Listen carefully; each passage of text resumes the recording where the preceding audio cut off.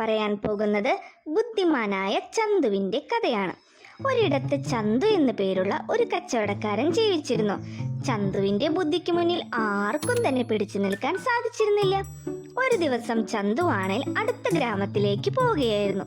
വഴിമധ്യേ ഒരു കാട് കടന്നാണ് അയാൾക്ക് പോകേണ്ടിയിരുന്നത്. എന്നാൽ ആ കാടാണെങ്കിലോ ഒരുപാട് വന്യമൃഗങ്ങളുള്ള കാടായിരുന്നു. ചന്തു ഒരുപാട് സമയം കാട്ടിലൂടെ നടന്ന് കാട്ടിലുള്ള ഒരു നദിക്കരയിൽ എത്തിച്ചേർന്നു. ചന്തു നദിക്കരയിലൂടെ നടന്നു നീങ്ങുമ്പോൾ ഒരു ക്രൂരനായ സിംഹം എതിരെ വന്ന് അയാൾക്ക് മുന്നിൽ നിന്നു. ചന്തുവാണേൽ സിംഹത്തിനെ കണ്ടതും പെട്ടെന്ന് ഭയപ്പെട്ടു. എന്നാൽ അയാൾ പെട്ടെന്ന് തന്നെ ധൈര്യം സംഭരിച്ച് സിംഹത്തിന്റെ നേർക്കു തന്നെ നടന്നു. അയാൾ നേർക്കുനേരെ വരുന്നത് കണ്ട സിംഹമാണെങ്കിലോ അത്ഭുതത്തോടെ അയാളെ നോക്കി. സിംഹം ചന്തുവിനോട് ചോദിച്ചു, നിനക്ക് എന്നെ കണ്ടിട്ട് പേടി തോന്നുന്നില്ലേ? ആ സമയം ചന്തു പറഞ്ഞു, എന്തിനു ഞാൻ ഭയക്കണം? നീ ഇവിടെ ഒളിച്ചിരിക്കുകയായിരുന്നു അല്ലേ? നിന്നെ തിരഞ്ഞ് ഞാനാണെങ്കിൽ ഈ കാട്ടിൽ എവിടെയെല്ലാം അലഞ്ഞെന്നറിയോ? ചന്തുവിന്റെ ഈ വാക്കുകൾ കേട്ട സിംഹം സംഭ്രമിച്ചു.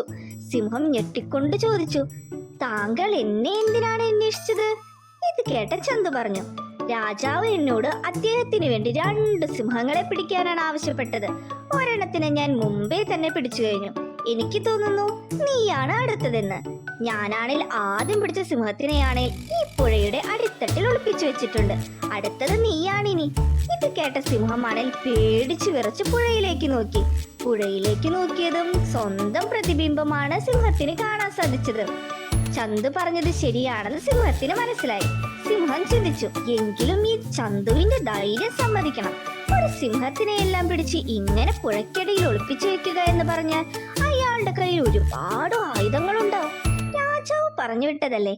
അയാളെ പിടിച്ച് തിന്നാമെന്ന് കരുതിയപ്പോൾ അയാൾ എന്നെ പിടിക്കുന്ന അവസ്ഥയിലായല്ലോ.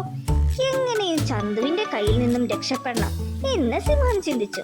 സിംഹം കരുതി, ഇവിടെ അധിക സമയം നിൽക്കുന്നത് മണ്ടത്തരമാണ്. ഇയാൾ പിടിക്കുന്നതിന് മുമ്പ് ഓടി രക്ഷപ്പെടാം എന്നും കരുതി ജീവനും കൊണ്ട് അവിടെ നിന്നും സിംഹമാണേൽ ഓടി രക്ഷപ്പെട്ടു. ബുദ്ധിമാനായ ചന്തുവിനെ തക്ക സമയത്ത് ഭയപ്പെട്ട് നിൽക്കാതെ ബുദ്ധി ശരിക്കും ഉപയോഗിക്കാൻ സാധിച്ചതുകൊണ്ട് രക്ഷപ്പെടാനും സാധിച്ചു. ചന്തുവാണേൽ സന്തോഷത്തോടെ തന്റെ യാത്ര തുടരുകയും ചെയ്തു. ഈ കഥ കൂട്ടുകാർക്ക് എല്ലാവർക്കും ഇഷ്ടമായോ? ഈ കഥയിൽ നിന്ന് കൂട്ടുകാർക്ക് എന്താണ് മനസ്സിലായത്? എന്ത് അപകടം വന്നാലും ഭയപ്പെട്ട് നിൽക്കുകയല്ല ചെയ്യേണ്ടത്. ആ സമയം ബുദ്ധിപൂർവം അതിൽ നിന്നും രക്ഷപ്പെടാനുള്ള മാർഗം കണ്ടുപിടിക്കുകയാണ് വേണ്ടത്. ഈ കഥ കൂട്ടുകാർക്ക് എല്ലാവർക്കും ഇഷ്ടമായെങ്കിൽ തീർച്ചയായും ലൈക്ക് ചെയ്യുക, ഷെയർ ചെയ്യുക, സബ്സ്ക്രൈബ് ചെയ്യുക.